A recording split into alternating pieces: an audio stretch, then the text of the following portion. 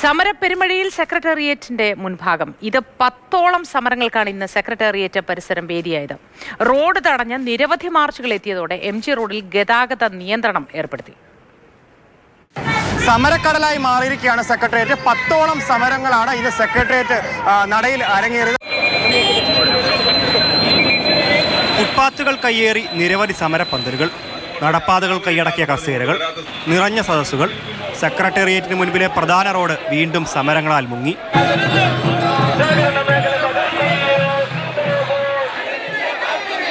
SFI സംസ്ഥാന സമ്മേളന വിളംബര ജാഥ, സ്പെഷ്യൽ സ്കൂൾ സ്വാശ്രയ ജീവനക്കാരുടെ സമരം, അക്വ ഫാർമേഴ്സ് ഫെഡറേഷൻ, കേരള കർഷക തൊഴിലാളി ഫെഡറേഷൻ, കൈത്തറി വികസന കോർപ്പറേഷൻ ട്രേഡ് യൂണിയൻ, ആശാ വർക്കർമാരുടെ സമരം, കേരള കോൺഗ്രസ് M, AITUC കയർ തൊഴിലാളി മാർച്ച്, അങ്ങനെ നിരവധി സമര പരിപാടികൾ.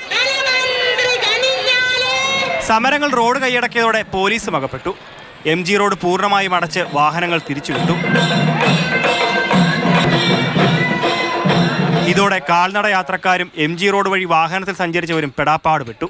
ഹൈക്കോടതി ഉത്തരവുകളെല്ലാം കാറ്റിൽ പറത്തി പൊതുജനത്തിന് ദുരിതം വിതയ്ക്കും വിധമാണ് സെക്രട്ടേറിയറ്റിന് മുൻപിലെ അച്ചടക്കമില്ലാത്ത സമരങ്ങൾ. വലിയ രീതിയിൽ തന്നെ ജനങ്ങൾക്ക് നടവഴിക്കും അതേപോലെ തന്നെ വാഹന ഗതാഗതത്തിനും ബുദ്ധിമുട്ടുകൾ നേരിടുന്നുണ്ട്. ക്യാമറമാൻ അനൂപിനൊപ്പം ഗോകുൽനാഥ്, മാതൃഭൂമി ന്യൂസ്, തിരുവനന്തപുരം.